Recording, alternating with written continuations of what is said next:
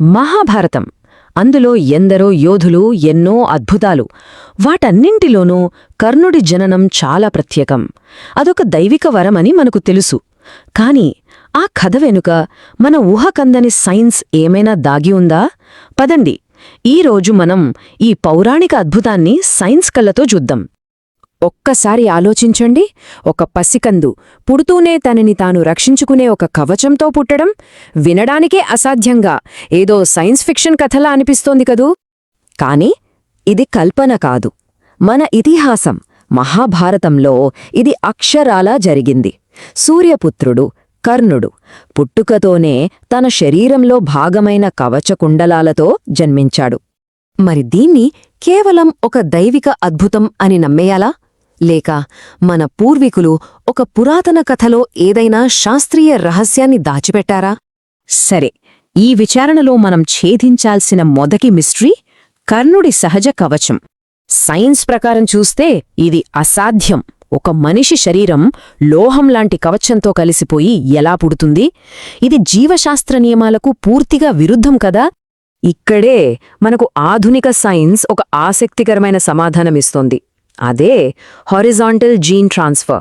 అంటే డిఎన్ఏ కేవలం తల్లిదండ్రుల నుంచే కాదు, బయటి జీవుల నుండి కూడా బదిలీ అవ్వొచ్చు అన్నమాట. ఇప్పుడు కథలోకి వెళ్దాం. కుంతి ఎవర్ని ప్రార్థించింది? సూర్యభగవానుణ్ణి. సూర్యుడు అంటే ఏంటి? అంతులేని శక్తి, రేడియేషన్. ఒకవేళ ఆ సౌరశక్తి, ఆ రేడియేషన్ కుంతి గర్భంలో ఉన్న పిండం యొక్క డిఎన్ఏను మార్చేసిందేమో. ఆ శక్తివంతమైన రేడియేషన్ వల్ల పిండం యొక్క జన్యువులలో మార్పులు జరిగి ఒక సాధారణ శిశువు బదులు ఒక మెరుగైన మానవుడు పుట్టుండొచ్చు. అంటే మనం ఇక్కడ అర్థం చేసుకోవాల్సిన కీలకమైన విషయం ఏంటంటే, కర్ణుడి కవచం ఏదో బయట నుండి అతికించిన లోహం కాదు.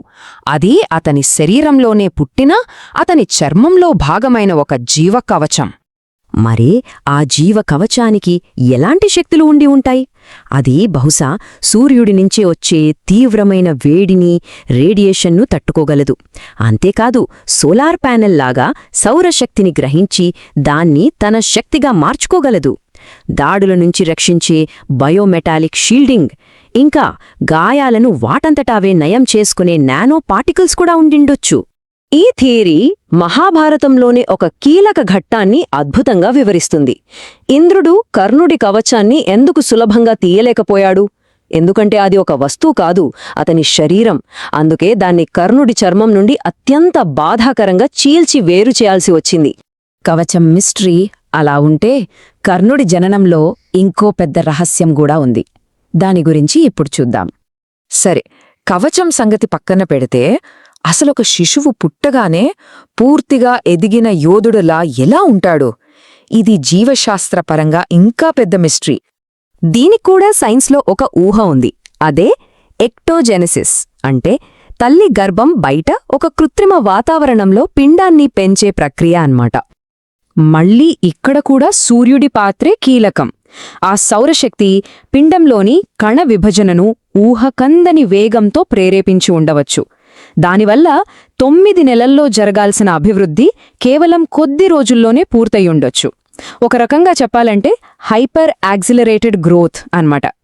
ఓకే, జీవకవచం, వేగవంతమైన ఎదుగుదల, వీటికి శాస్త్రీయ కారణాలుండొచ్చని అనుకుందాం.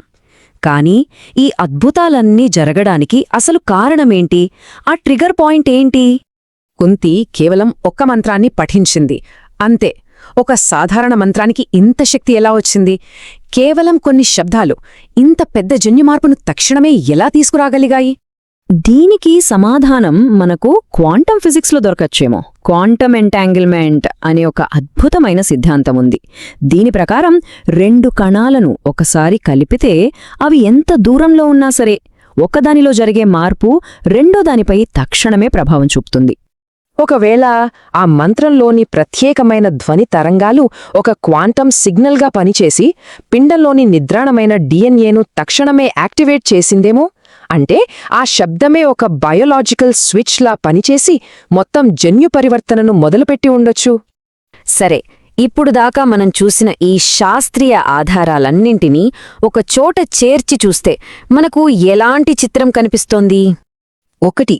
జెనెటిక్ ఇంజనీరింగ్ అంటే ఒక జీవి డిఎన్ఏను ఉద్దేశపూర్వకంగా మార్చడం. 2 సోలార్ రేడియేషన్కు అనుగుణంగా శరీరాన్ని మార్చుకోవడం.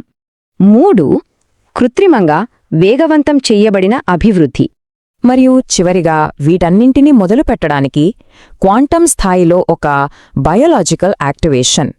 చివరిగా ఒకే ఒక్క ప్రశ్న: కర్ణుడి కథ కేవలం దైవిక అద్భుతమా, లేక మన పూర్వీకులకు తెలిసిన, కాలక్రమేణా మనం మరచిపోయిన అత్యంత ఆధునిక సాంకేతిక పరిజ్ఞానానికి ఒక ఉదాహరణ? మన పురాణాలలోనే సైన్స్ దాగి ఉంటే మనం ఇంకెంత తెలుసుకోవాల్సిందో కదా. ఒక్కసారి ఆలోచించండి.